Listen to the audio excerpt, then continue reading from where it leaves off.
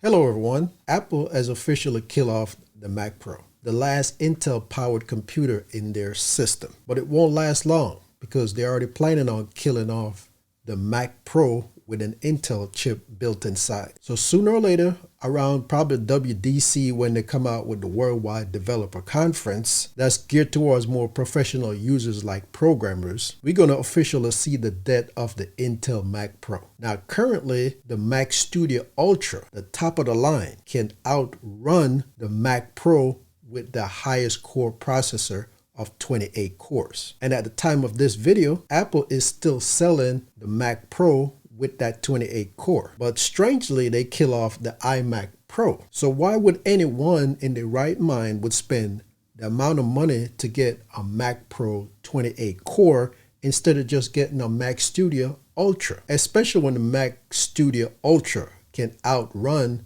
the Mac Pro. This is something cannot be explained, only internally inside Apple. Kill off the iMac Pro, keep the Mac Pro, but come out with Mac Studio that's more powerful than the Mac Pro. So at the current time, they really don't have an iMac Pro. They have a regular iMac, but some users might need more power than that regular iMac. And at the same time, those users would probably prefer an all-in-one iMac Pro versus the desktop version and the screen separately. But this is where Apple is gearing everybody towards. Buy the Mac Studio, whatever version you want to get, and then buy the screen separately. Or you can just buy your own, because if you buy the Mac Studio, that doesn't come with a keyboard and a mouse, which is kind of odd for the price you pay for it, and then you want to go for the screen and add more memory and storage and all that stuff, you're talking about $8,000 for the top of the line Mac Studio. And then when you add the screen and the keyboard and the mouse, it just gets out of hand.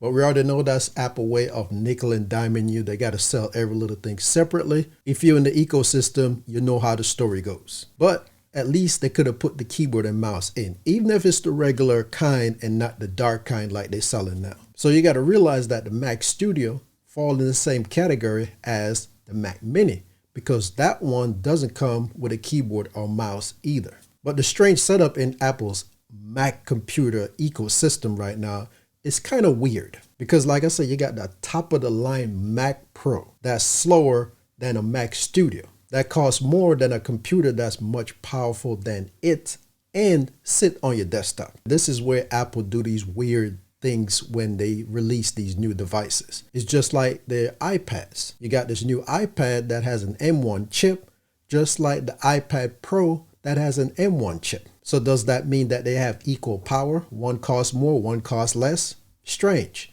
But this is the way things go. When you're living in the Apple ecosystem, you know, their phones is just the same. So you got to love it or hate it when it comes to Apple, even when it doesn't seem fair to the consumer. That's all I have to say on this topic. Have a good one, and I'll see you next time.